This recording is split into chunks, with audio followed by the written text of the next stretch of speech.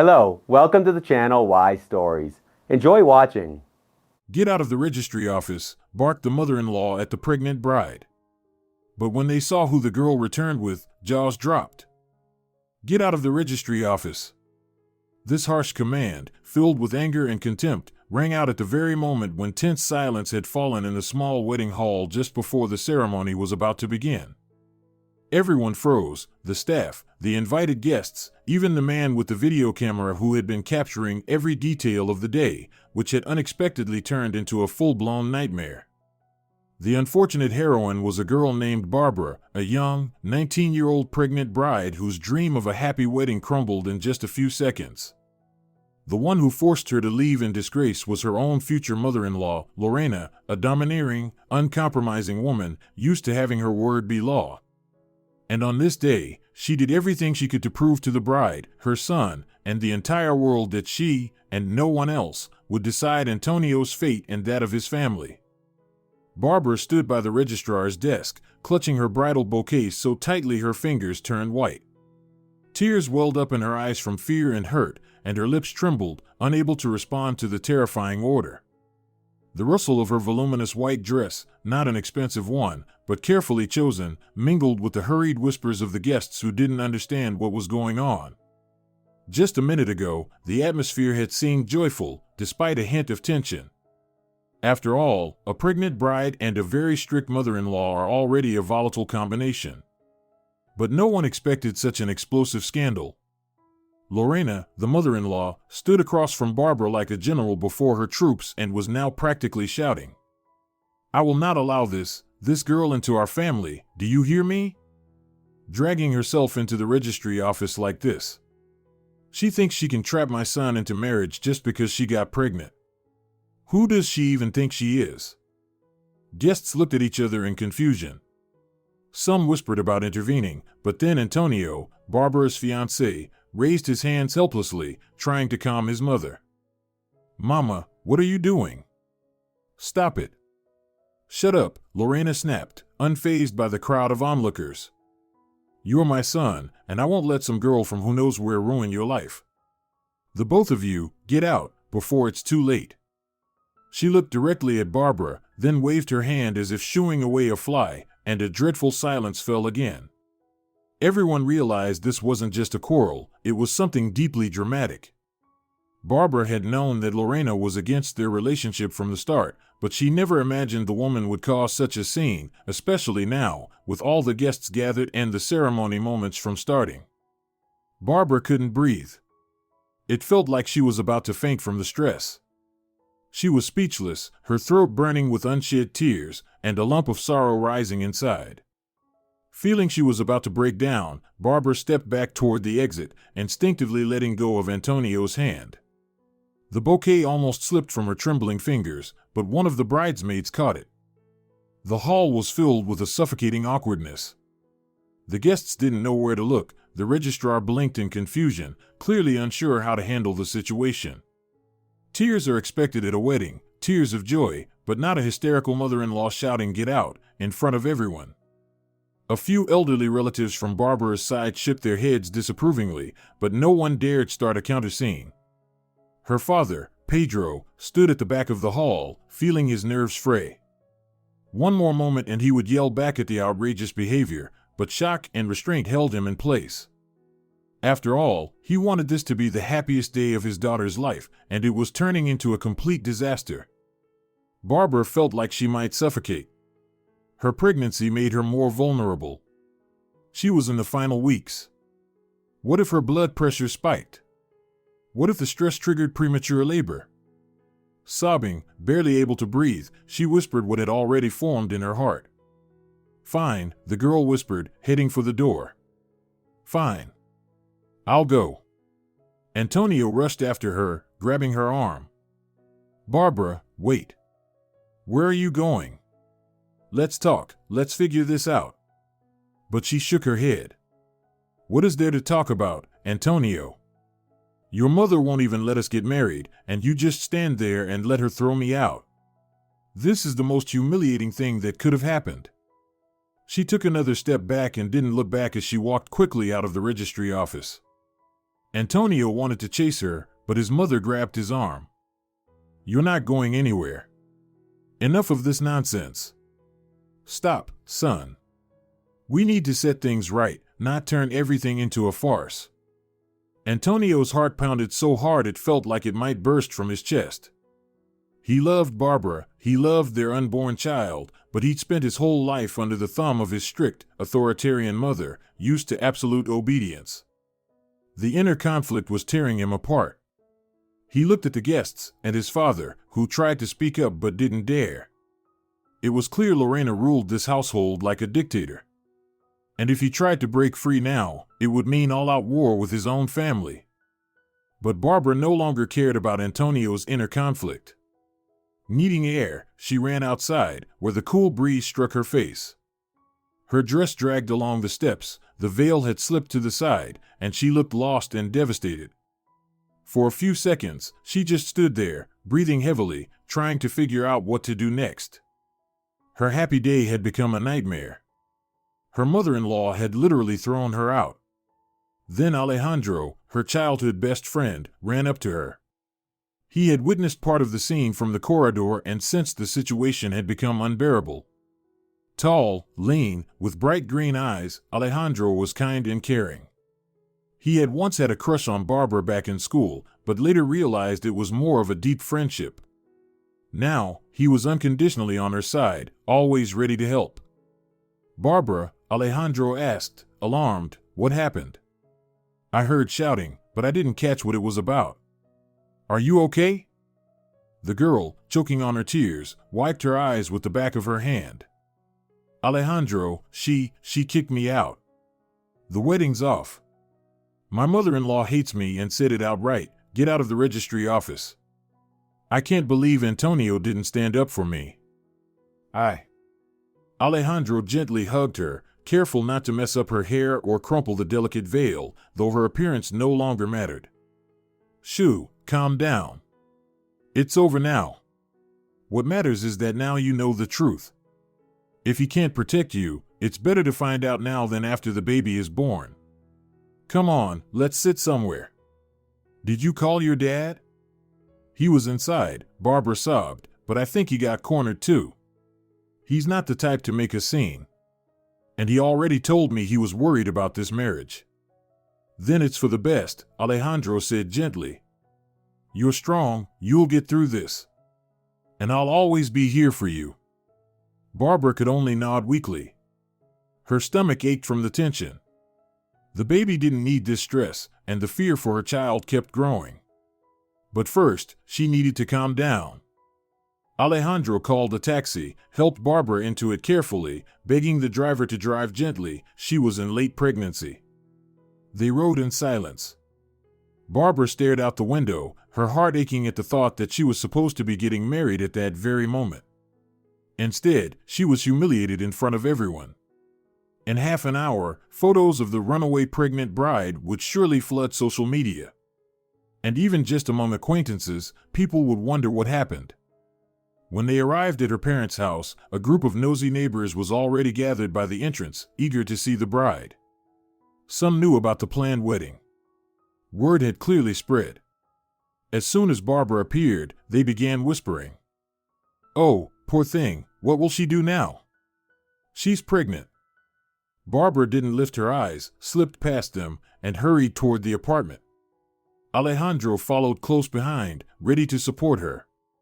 When she opened the door, she saw her mother, a woman with a serious heart condition, sitting in an armchair, looking shocked. Her father must have called or someone else informed her. "My darling," her mother cried, trying to stand, then slumping back helplessly. "I had a bad feeling about this." "Mama," Barbara tried to respond, but only a sob came out. She dropped to her knees beside her mother, laid her head on her lap, and wept bitterly. "It's over, Mama. She threw me out of the registry office. And Antonio, he didn't even say no to her."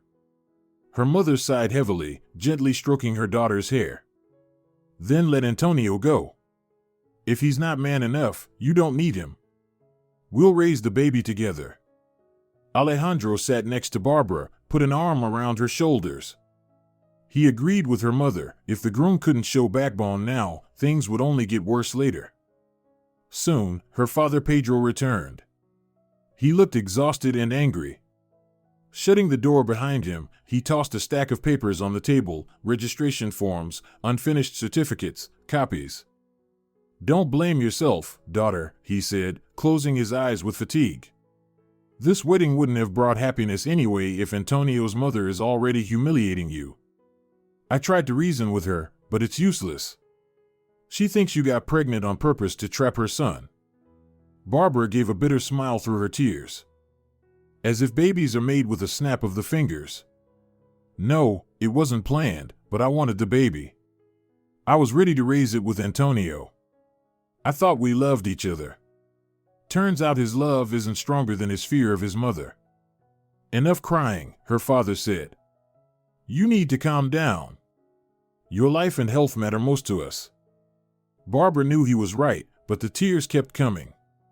The feeling of betrayal, humiliation, and heartbreak was overwhelming.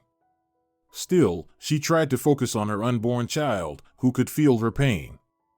She had dealt with stress throughout the pregnancy, but nothing compared to today. That night, she was tormented by nightmares. Over and over, she saw her mother-in-law's contemptuous eyes. Heard those awful words again, "Get out." The next morning, she awoke with swollen eyes and a pounding head. But Barbara forced herself to gather her thoughts. Life wasn't over. She had to earn a living, prepare for the baby. She still had her job as an administrator at a fitness club, but with the due date approaching, she was already planning to go on maternity leave. Her supervisors treated her decently, but without enthusiasm. After all, a pregnant employee meant extra hassle.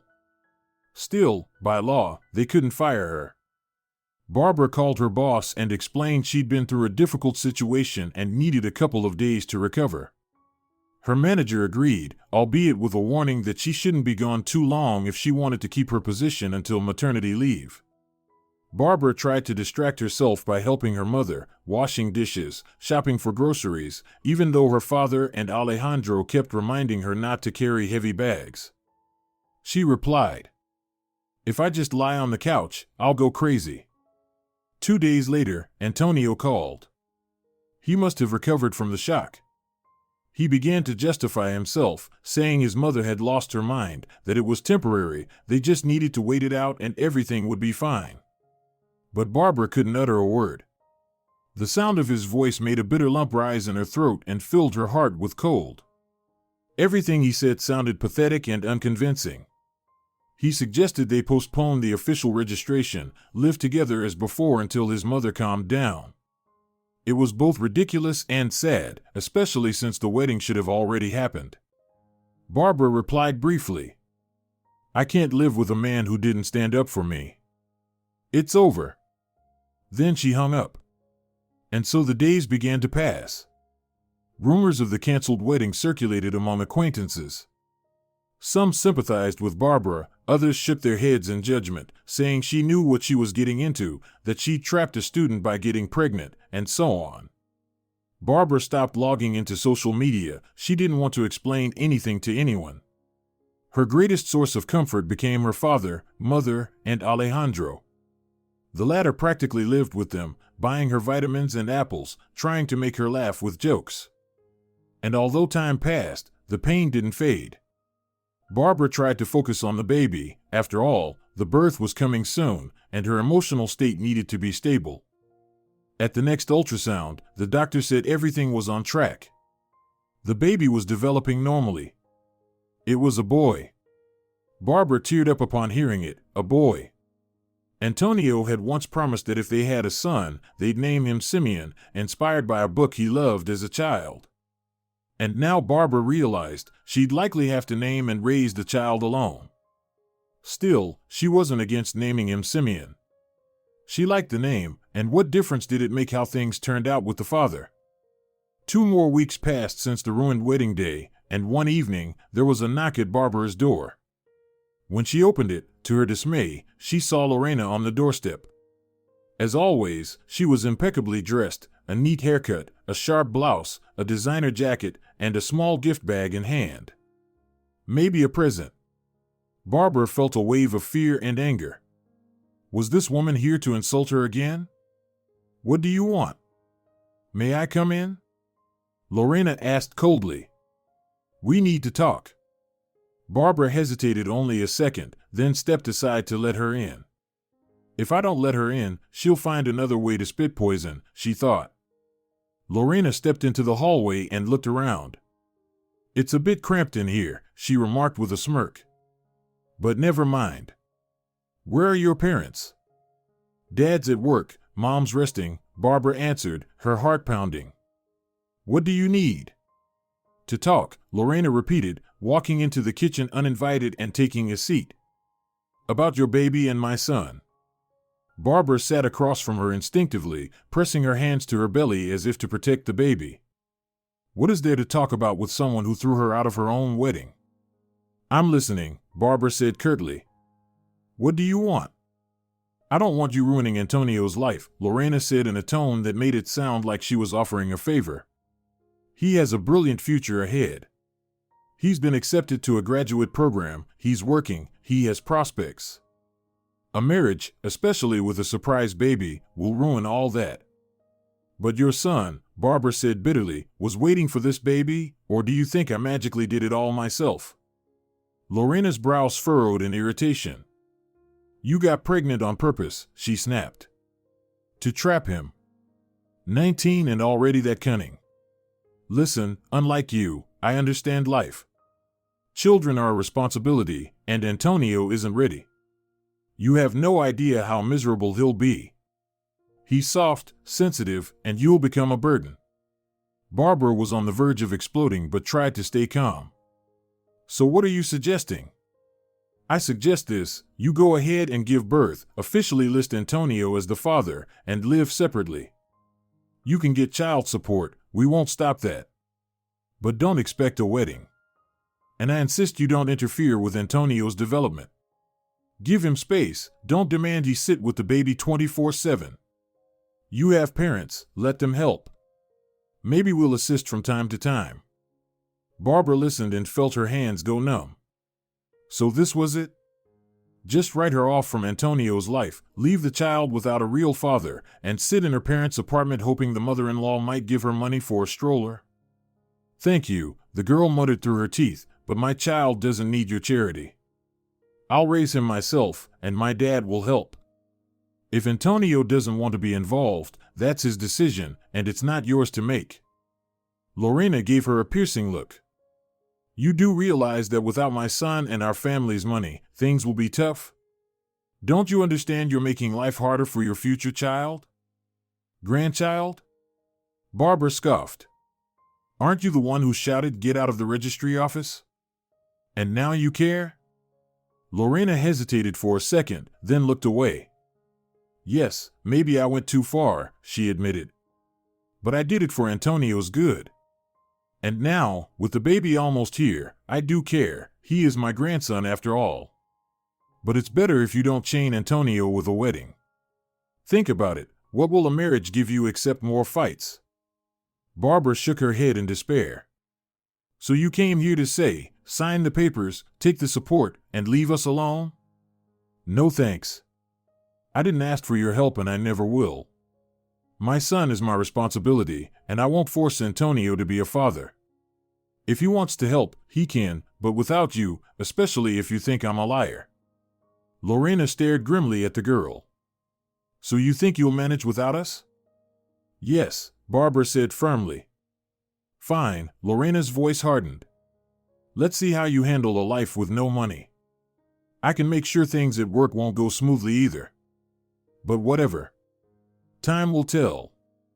She stood abruptly, grabbed her bag, apparently the gift was conditional and not meant to be left, and headed for the door.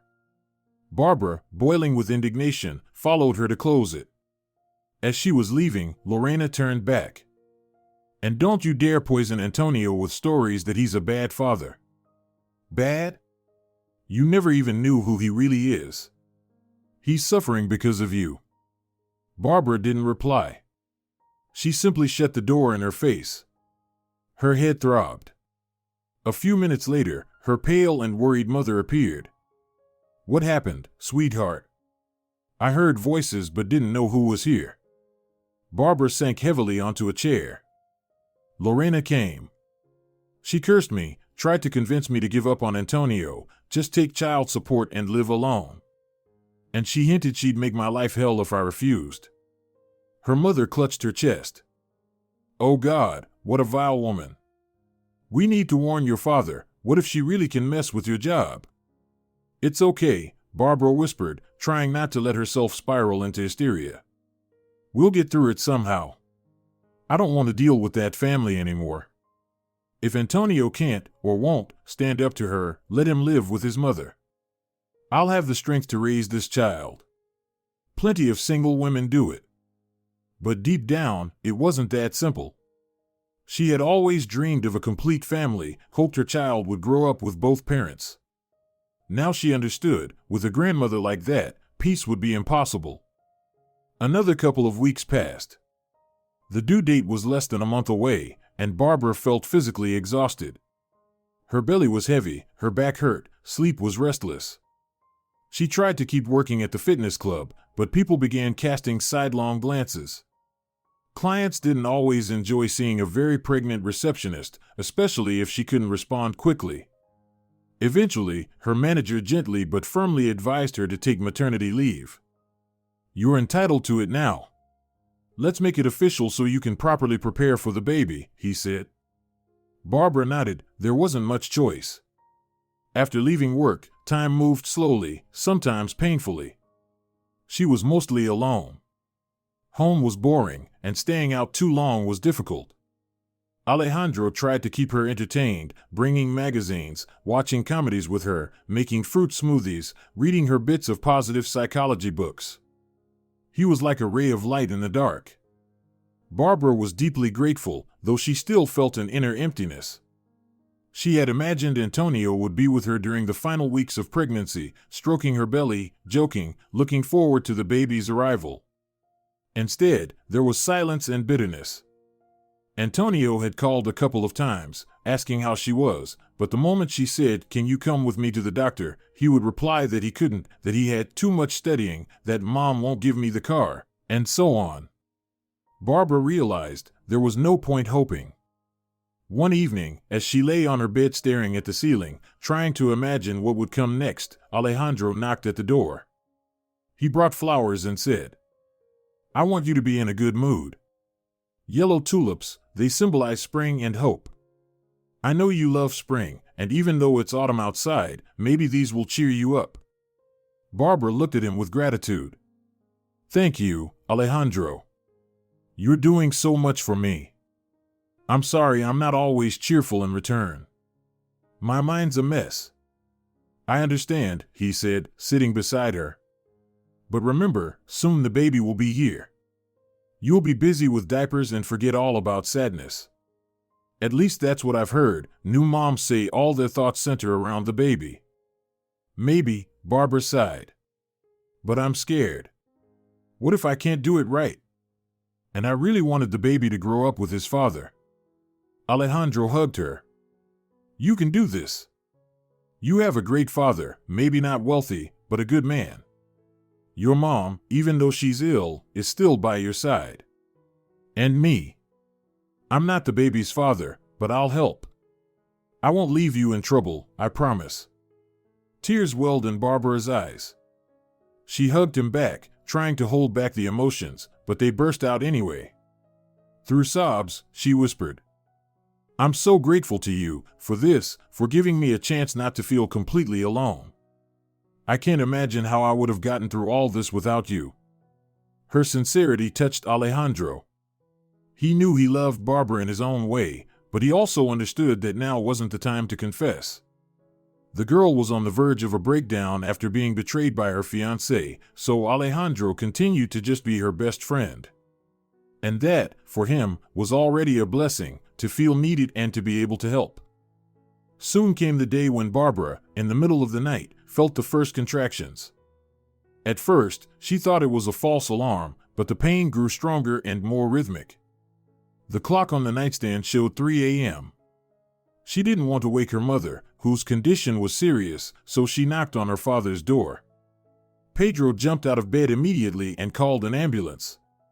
While they waited, he helped his daughter get dressed and grabbed the hospital documents and a bag with her things. Barbara's mind was racing. It's happening. I'm in labor. And Antonio isn't with me. But the fear quickly turned to focus. Right now, she needed to concentrate on her baby and the delivery. The ambulance arrived and took Barbara to the maternity hospital. The doctors examined her. Cervical dilation had begun. Everything was progressing normally for a first-time mother. Pedro couldn't enter the delivery room, and Barbara didn't have a partner with her. Alejandro was still just a friend, and not all hospitals allowed men other than husbands or partners during labor. Nervously, Barbara began labor alone, but she felt that now she had to handle it herself. Hours of contractions followed, pain, fear, and then she was moved to the delivery room, where doctors instructed her on how to breathe. She tried to follow every direction, thinking only about delivering her son safely. And finally, close to noon, a loud cry rang out. Simeon was born. That moment filled Barbara with overwhelming joy and tenderness. When she saw the tiny newborn in the midwife's hands, she cried with happiness. All the pain of the past few months, all the hurt from Antonio, his mother, and the ruined wedding faded into the background. The world now revolved around one small bundle, her son. When they placed the baby on her chest, Barbara felt she finally had something truly precious, a reason to live. In that moment, she thought how sad it was that Antonio didn't want to witness this, didn't want to be part of it. But she had no energy left for disappointment. Her tears now were only of joy. Once it was all over, Barbara was moved to the recovery room. A few hours later, her father and Alejandro were allowed in. They looked nervous but happy. Pedro nearly cried when he saw his daughter with the baby. "Hello, little Simeon," he whispered. "What a beautiful name you've chosen, Barbara." "Yes," she nodded. "Antonio and I once agreed, if it was a boy." She trailed off, lowering her gaze. "It doesn't matter. Now he's my son, and I'll be happy with him." Alejandro, trying not to get too emotional, looked closely at the baby's tiny face. "He's a miracle." "Congratulations, Mama. You're officially in a new role now." Barbara smiled. "Yes. Thank you, Alejandro. Thank you for everything. You and Dad are my support." The next day, a nurse brought news. "There are visitors, a woman and a young man." Barbara's heart skipped a beat. Could it be Antonio and his mother? Indeed, it was them. Lorena walked in with an unnatural smile and said, "Congratulations. I see it's a boy." She handed over a bundle, apparently baby clothes. "This is from us." Barbara, still recovering, felt vulnerable, but tried to stay calm. Antonio stood nearby, looking at the sleeping newborn with a hesitant smile. "Barbara," he said quietly, "I'm sorry. I didn't know it would turn out like this. I want to be part of his life. Can I?" "Of course," she replied coldly. "If you truly want to, I won't keep you from seeing your child, Antonio." Lorena cleared her throat and looked at her son. "Can we make some sort of arrangement? Maybe child support would be acceptable to you, and we can officially cancel the wedding?" Barbara's heart tightened. It hadn't even been 12 hours since she gave birth, and the mother-in-law was already treating it like a transaction. No warmth, no sincerity, just cold negotiation. Barbara looked at her tiny son and realized she didn't want him growing up surrounded by conflict. But sadly, that was the reality of their situation. "I won't demand anything," she said quietly. "But I won't agree to your terms either. If Antonio wants to help, he can. I don't want handouts or deals. We're no longer together. I don't believe we can be a couple after what happened. The child isn't to blame." Antonio shifted awkwardly and mumbled, "I understand, but I'll still come. I'm his father." "Come then," Barbara shrugged. "Just no drama." Lorena smirked. "All right, we'll go." The doctor said babies need peace. Call us if anything, she said and left with Antonio. Barbara didn't feel relieved by their visit. In fact, she felt even more drained. As she returned to her bed, she thought it would have been better if they hadn't come. No joy, no comfort, just more exhaustion. The failed wedding no longer haunted her, she was now fully focused on caring for her child. A few days later, Barbara was discharged. Her father, mother, weak but present, and Alejandro were waiting at home. Alejandro had even brought balloons. The neighbors came out to congratulate her, some joking that Pedro and Alejandro looked like proud father and uncle. For Barbara, these small moments were like rays of light amid the heavy memories. The first weeks with the baby were hectic. Her son cried at night, Barbara didn't get enough sleep, but deep down she felt content. I'm a mom. That's what matters. Antonio visited a couple of times, brought formula and diapers, interacted with Simeon, though the baby was too young to understand. Lorena never came. Apparently, she decided to let them handle it themselves. Barbara saw regret in Antonio's eyes. He looked miserable and guilty, but didn't take any steps. And Barbara didn't want him back. Too much pain had been inflicted. Time passed. Simeon turned 3 months, then 4. Barbara was learning how to be a mother. At first, everything scared her, how to bathe him, how to hold him, how to calm him, but gradually she got the hang of it. Her family supported her, especially Alejandro, who constantly ran errands, buying things for the baby. Pedro, though earning little, picked up night shifts as a security guard to help his daughter financially. Barbara understood the sacrifice and tried not to ask for anything expensive. They lived modestly, but lovingly. Antonio kept visiting sporadically, and always alone, without his mother. He looked a bit lost, said she still controlled him, demanded he stop wasting time on his ex. And though he didn't defy her, he clearly followed her instructions. Barbara listened and just nodded sadly. Sorry, Antonio. It's your life now. I'm not going to fight anymore. I won't beg for love. He was beginning to realize he'd missed his chance to save their relationship, but it was too late.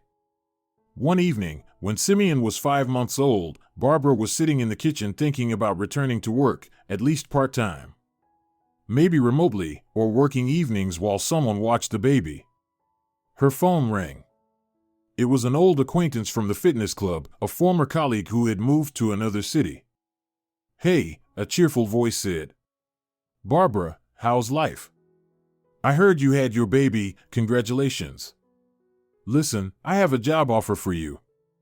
He had opened a new gym in his city, not too far from hers, and needed someone for client services and scheduling support. I need remote help, he said. You'll work from home. Everything's online. I can pay more than your old job at the fitness club. Interested? Barbara felt a spark inside. Here it is, a chance to be independent again. She agreed, on the condition that she'd work flexibly, since she had a baby. The colleague, his name was Vicente, agreed. No problem. I'll hire someone else to back you up. I need your brain and your skills. Thus began a new chapter in Barbara's life.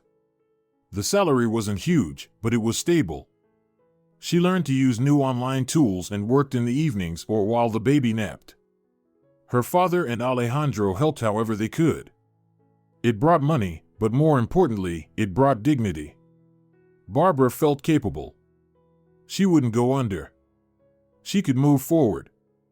One day, when she'd already settled into her new work rhythm, Alejandro asked, What about your love life? You always said you wanted a great love. Now you only think about work and the baby. I get that Antonio's not an option, but what if someone else? Honestly, Alejandro, she sighed, I don't want any relationship right now. I've had enough heartache. Besides, who'd want me, with a baby in my arms? Plenty of people, Alejandro said. You're young and beautiful. Having a baby isn't a deal breaker. Miracles happen, you know. Someone will come along who'll love both you and Simeon. Barbara gave a sad smile. I don't know. Maybe I'm just not ready to let anyone into my heart yet. And Alejandro didn't press her. He knew she needed time. Months passed. When Simeon turned 7 months, Vicente, the same friend who gave her the job, organized a small conference for gym owners and managers in his city. He invited Barbara to speak. She was terrified. I can't give a talk. I have a baby. But Vicente offered a solution. Take the baby with you. I'll cover your hotel room. You can request a nanny to stay with him while you're on stage. You have great experience. You can attract clients. It's beneficial for both of us. Barbara hesitated for a long time, but her father and Alejandro said, Go. It's a great opportunity. We'll help out here. If anything happens, your mom and I will manage for a few days. It's no big deal. Of course she was worried. She'd never left Simeon for so long, even for a day, but in the end, she decided to go. The next morning she took a bus to the neighboring city. The conference was held in a modern business center, lots of booths, people in suits, representatives of major fitness chains.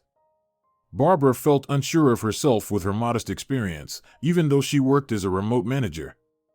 She was expected to speak about how to effectively build client service to attract young people.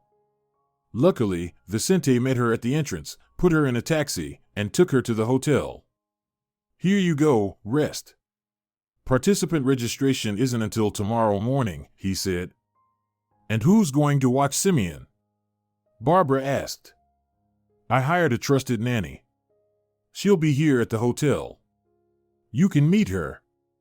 If you don't like her, we'll find someone else. That's how Barbara met Maria, a woman around 50, calm, steady, experienced in childcare. She immediately took the baby in her arms and gently played with him, making Simeon smile. Barbara exhaled. It seemed like things were going well. That evening Vicente invited Barbara to a private reception. It had been a long time since she'd been to any sort of social event.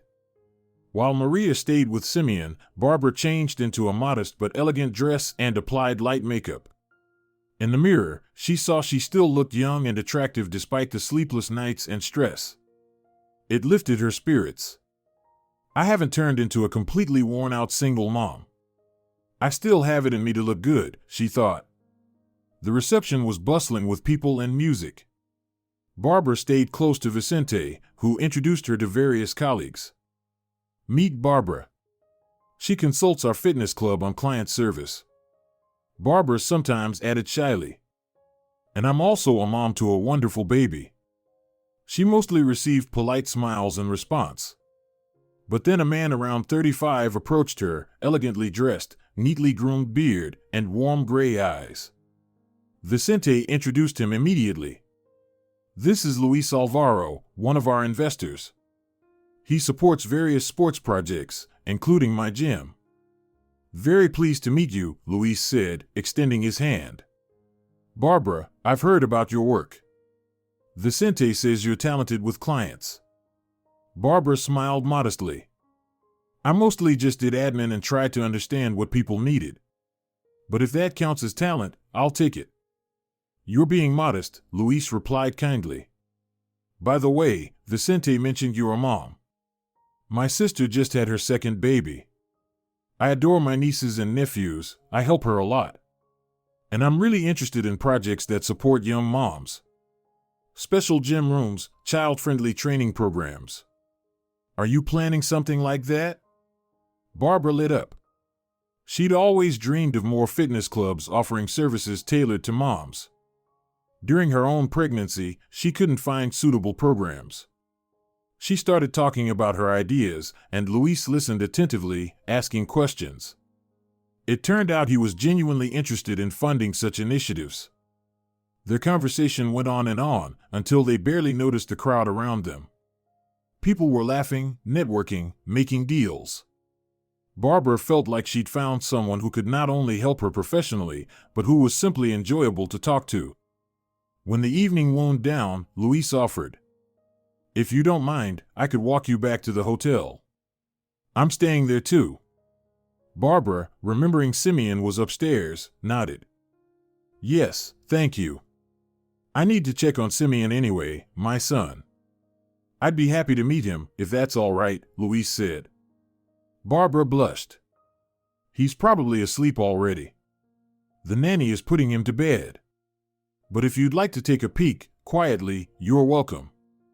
Louise smiled. Of course. Waking sleeping babies is against the rules of life.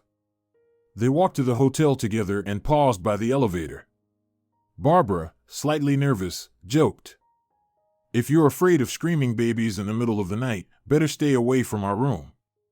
Louise replied. I'm not afraid. Like I said, I spend a lot of time at my sister's. I'm used to baby chaos. In the room, Nanny Maria had indeed put Simeon to sleep, so Louise only caught a glimpse of the little one snoozing under a blanket. He wished Barbara a good night, reminded her he'd be there for her talk in the morning, and left. The next morning, Barbara gave her presentation. She was nervous, but seeing Louise in the front row, nodding, smiling, asking questions, gave her confidence. Vicente was pleased. Later, over coffee, Louise came up and said, You did great. Seriously, I'd like to offer you a position. I invest in several fitness projects across different cities. I need people who can design effective services, especially for underserved groups like beginners, moms, seniors. If you're interested, I could offer you a remote role, with occasional travel. We'd cover your expenses. I understand you have a baby, so everything's negotiable. Barbara felt a jolt of joy and surprise. She never imagined she'd reach this point, consulting across multiple cities. It was a huge step beyond working in her local gym. The idea of traveling was intimidating with a young child, but Louise was flexible. If you want, we can limit travel. Maybe just once every couple of months, and the rest can be remote. I need your mind and your ideas. They quickly found common ground, discussed financial terms, and Louise officially offered her the job. Barbara agreed to give it a try. It was a chance to earn more and support Simeon. That evening, she called her father to tell him about the offer. Dad, can you believe it? They're offering to pay me well for my consulting. I'll be able to get Simeon everything he needs, and help you, too. That's wonderful, sweetheart, Pedro replied. I'm so glad things are turning around for you. Your talks with Antonio haven't gone anywhere, but at least work is going well. Barbara smiled, sensing the gentle nudge. Yes, Dad. I don't want to think about Antonio anymore. Right now, it's just me and the baby that matter. After the conference, Barbara returned home and began actively working with Louise. He called her often on Zoom, they brainstormed ideas together. He involved her in program development for different audiences, asked for reports. Their conversations were mostly work-related, but now and then Louise would ask, How's Simeon? How are your parents? The way a friend would. Barbara felt a flutter at his warmth.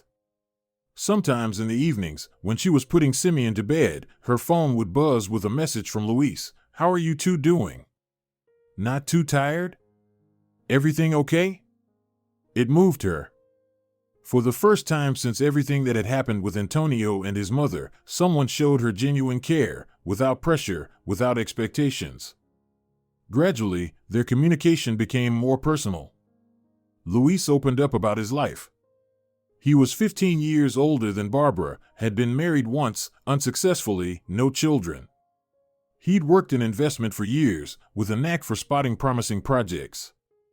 I've always believed in fitness, he said. People want to live well. And in our country, good facilities are hard to find.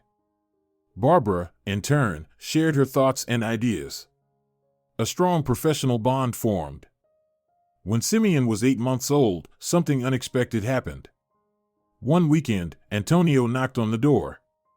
He knocked loudly, clearly knowing her father usually left early, and that she'd be home with her mom and the baby. Barbara opened the door and saw him, her ex-fiancé, the one who hadn't defended her at the registry office. He looked worn, thinner, with shadows under his eyes, holding a bouquet and a bag of baby formula. "Hi," he mumbled. "I wanted to visit, to see Simeon. Can I?" Barbara stepped aside without a word. She didn't want to cause a scene in the hallway. "Come in. Just keep it quiet, he's being rocked to sleep." Antonio entered, glancing around nervously, like he expected to be attacked. Barbara showed him where to put the things and turned on a small lamp, keeping the room dim. Simeon was whining in his playpen, his teeth were coming in and he was fussy. Antonio sat down, reaching out carefully. "Simeon, it's Daddy." The baby stared at him with big curious eyes but didn't reach out.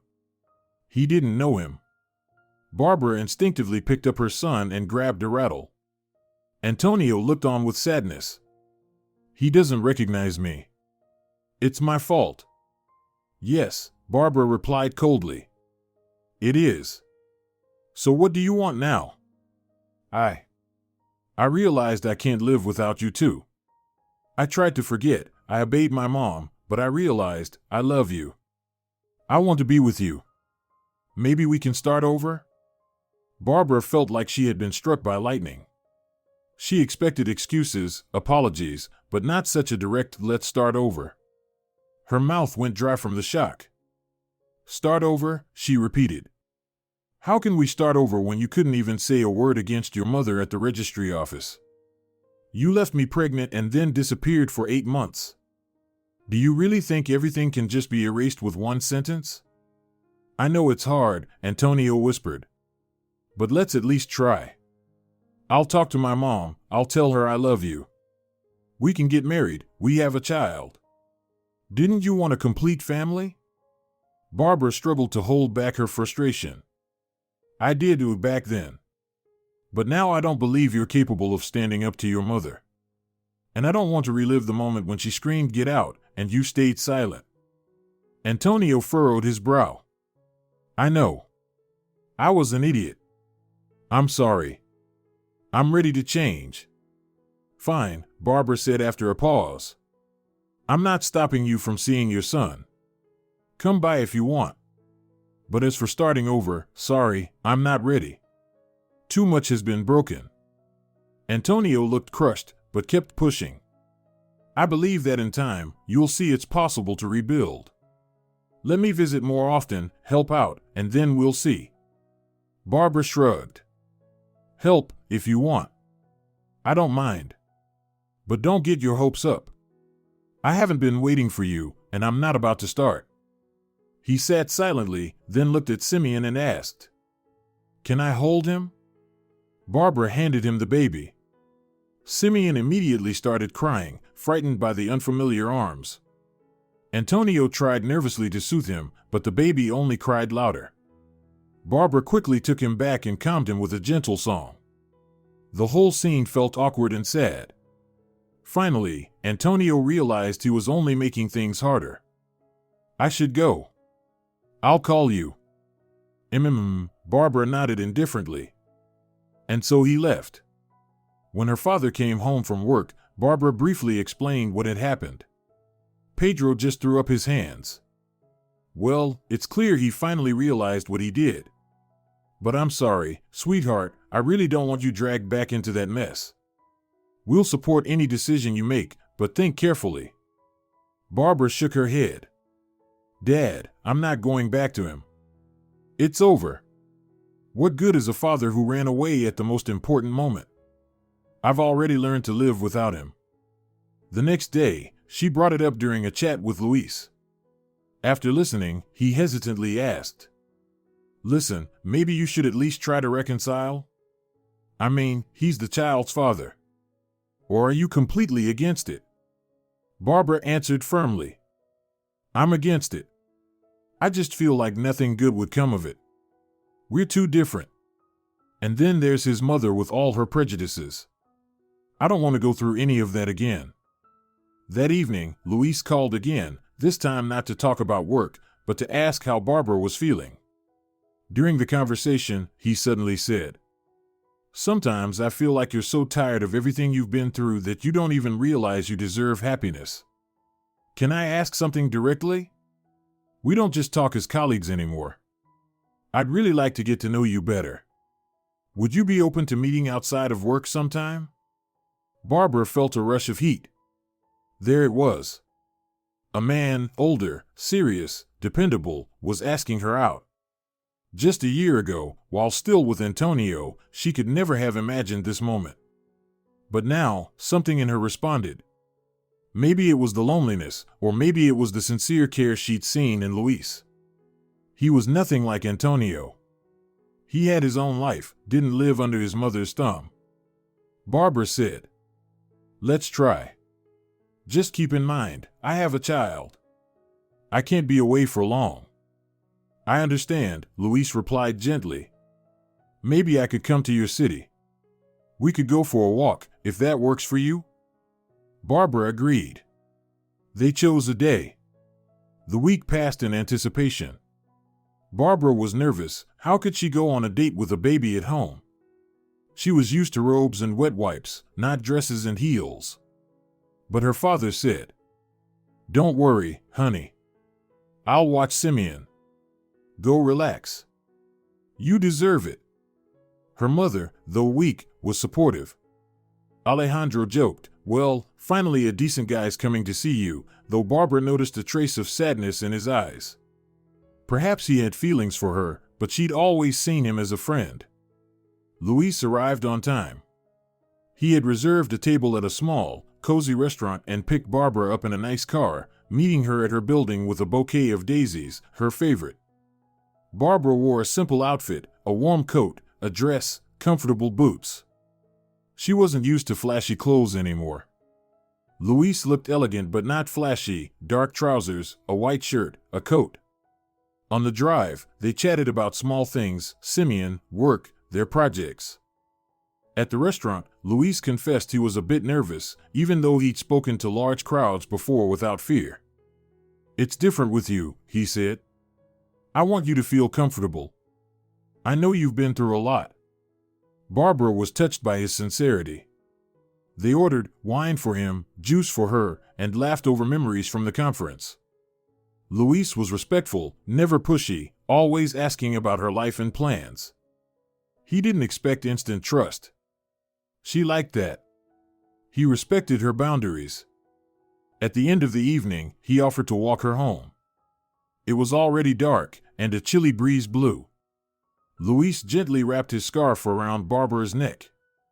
She felt his warmth, his scent, and her heart lightened. "Thank you," she said, looking into his eyes. As they reached her door, they paused, not quite ready to part. Luis finally said, "Barbara, I know you've had a complicated past. But I really want to try something serious with you. I know you have a son. I'm not trying to replace his father. But I'd like to help, if you let me. No pressure. I just want you to know my intentions." Barbara felt tears welling in her eyes, but this time, tears of relief and happiness. A man who accepted her child, who didn't demand she forget her past, who offered no ultimatums. She answered quietly, "I want to give these feelings a chance too. I'm scared, but I'd like to try." They stood in silence. Luis gently kissed her forehead. Barbara closed her eyes, as if finally finding peace. He walked her to the door, then left, without asking to come in, so as not to embarrass her family. Barbara stepped inside, glowing, and looked at the bouquet. It stood on the table. A smile bloomed on her face. So began a new chapter in her life. Luis started visiting regularly, bringing fruit and toys for Simeon, sometimes even staying the night to help. Eventually, Barbara felt ready to let him into their family. Pedro made sure it didn't feel like an intrusion, but he quickly realized Luis was respectful and genuinely caring. Barbara's mother was overjoyed. Seeing her daughter happy again was the best medicine. When Antonio found out Barbara was seeing someone and that the man was helping her, he tried to stir up jealousy. "Why should my son be around some other guy? That's not right." But Barbara replied, "You chose to stay under your mother's thumb. Don't tell me how to live." Antonio backed off. He knew it was too late to change anything. Eventually, Luis rented an apartment nearby to be closer and to help when needed. He even asked Pedro for permission to officially court Barbara. Pedro, touched by his old-fashioned manners, gave his blessing, so long as it made his daughter happy. When Simeon turned 10 months old, Luis proposed that Barbara move in with him to live as a family. "Only if you're comfortable," he said. "I'll buy a spacious place with a nursery." For the first time, Barbara felt someone was offering her not just cohabitation, but a real, equal life together with her and her child. Still, she was afraid. She remembered how she had once trusted Antonio and how that ended. Luis understood and didn't pressure her. "Think about it," he said. "I'll wait." One evening, while Simeon slept and they sat in the kitchen with tea, Luis pulled out a small box and hesitantly held it out. "This is a ring. I wanted to ask, will you marry me? I know we don't have some fairy tale love story, no whirlwind romance. But I love you. And your son. I want to be by your side, to protect you from any hurt. If you say yes, we'll have a simple wedding. But only when you're ready." Barbara felt her whole body tremble with emotion. She knew she loved Luis too. Everything he did, how he cared, it was a world apart from her past. But the memory of the registry office humiliation still lived in her. Fear is powerful. She swallowed a lump in her throat and said, I agree. Just give me a little time to get used to the idea of going to the registry office again. I have bad memories, but I believe with you, it will be different." Luis exhaled with relief and hugged her. They sat together, quietly, and Barbara felt a gentle happiness, like calm after a long storm. And then the day came when they really did go to the same registry office where Barbara had once been so cruelly humiliated. Why that same place? Luis had offered another venue, afraid it would trigger her. But she said, "No. I want it to be here. I want to close that chapter for good, to erase the memory of shame and replace it with something happy." They came with Alejandro, her father and mother, and a couple of Luis's friends. No fanfare, no crowds. Just a quiet ceremony. Barbara wore a soft, knee-length dress and a simple hairstyle. Luis wore an elegant dark suit. Simeon, now a year and 2 months old, sat in Alejandro's arms, babbling softly. When they walked inside, the registrar smiled and asked, "Bride and groom? Come on in." Barbara took a deep breath. In her mind echoed the scream from her past, "Get out of the registry office." But Luis gently squeezed her hand and looked into her eyes. She met his gaze, full of love, and in that moment all her fears melted away. She was living a different life now, having a different wedding, with a man who protected her, not betrayed her. A minute later, the official part was over. They signed the documents, exchanged rings. Alejandro couldn't resist a light-hearted applause. Hooray, finally the way it should be. Barbara's father let out a heavy sigh, as if lifting a weight off his shoulders. Her mother, who had been helped to attend the ceremony, even teared up.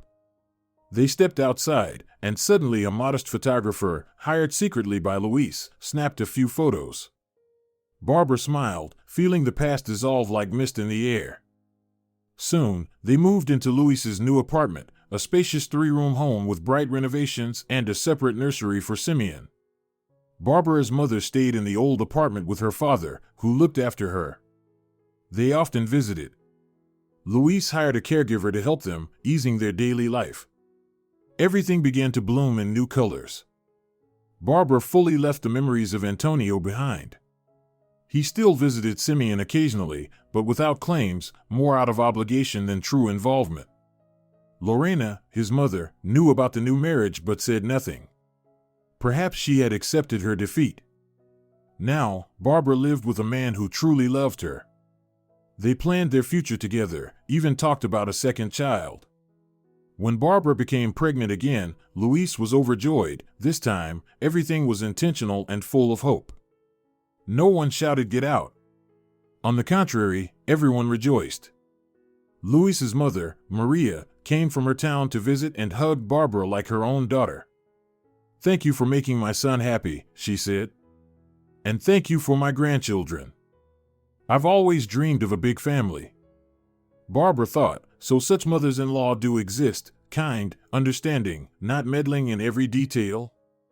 Apparently, they do. Everything that once happened in that registry office now seemed like a terrible dream, a nightmare that no longer had power. No one was chasing her out, no one was denying her happiness, no one dared to give ultimatums anymore.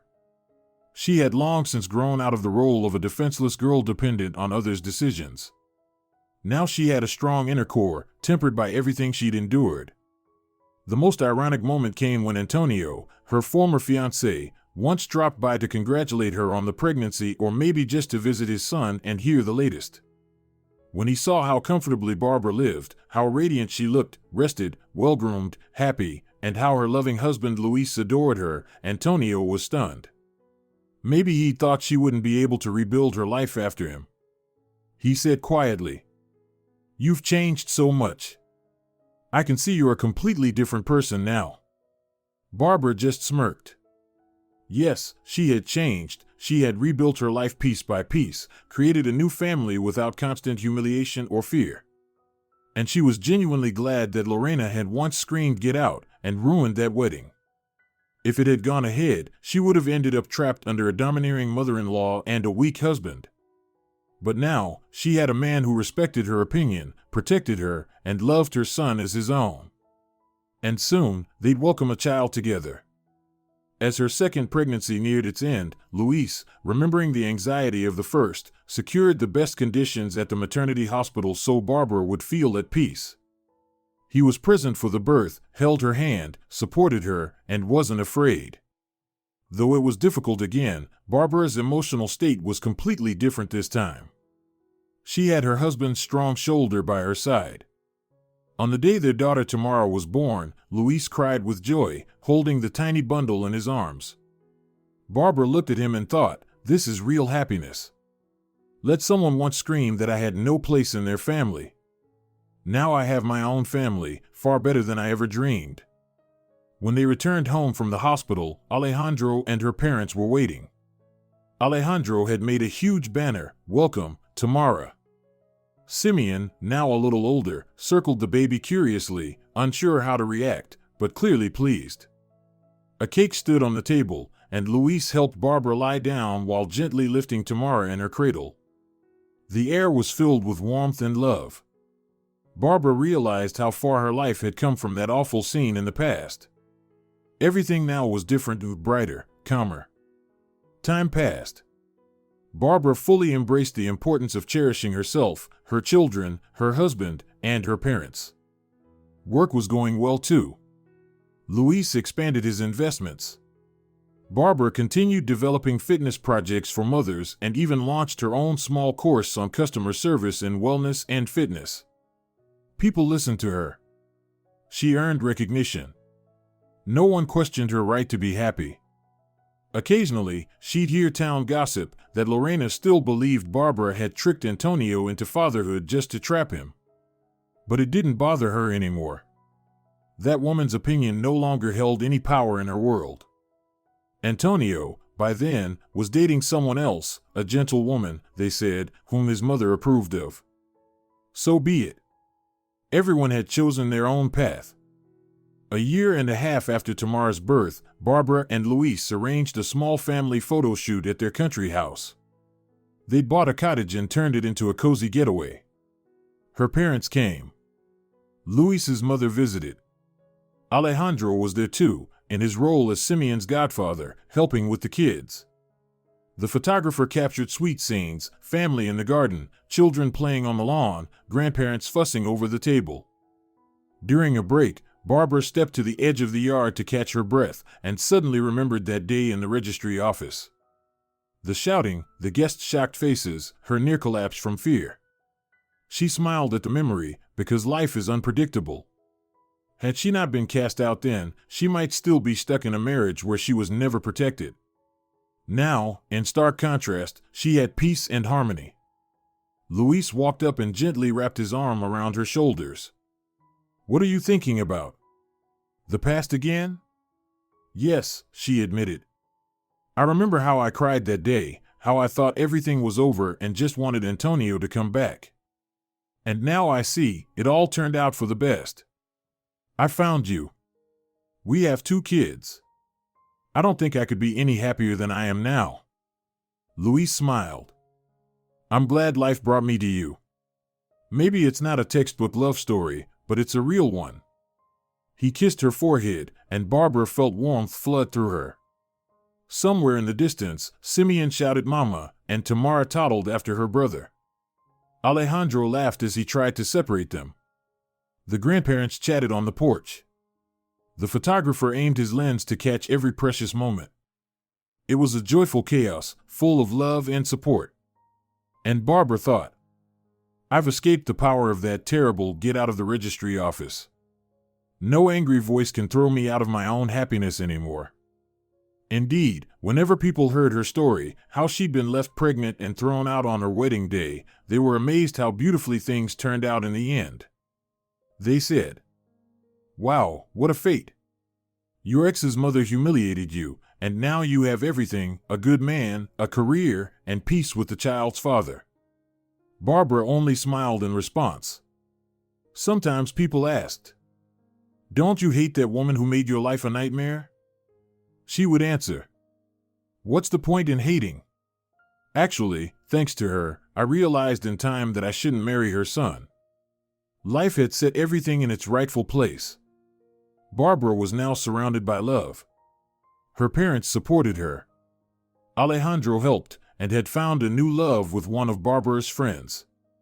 And most importantly, Luis, who read bedtime stories every night and looked at Barbara like she was the most precious thing in the world. Isn't that what life should be like, when people truly love each other? There was no mysticism in this story, only real life. Some people crumble under family pressure and lose themselves. But Barbara didn't, at least, not forever. She endured humiliation and tears, but in the end, she found a stronger, deeper happiness. Her little family grew and became whole: she, Luis, her son Simeon, and daughter Tamara. And no one shouting "get out of the registry office" could ever tear that apart.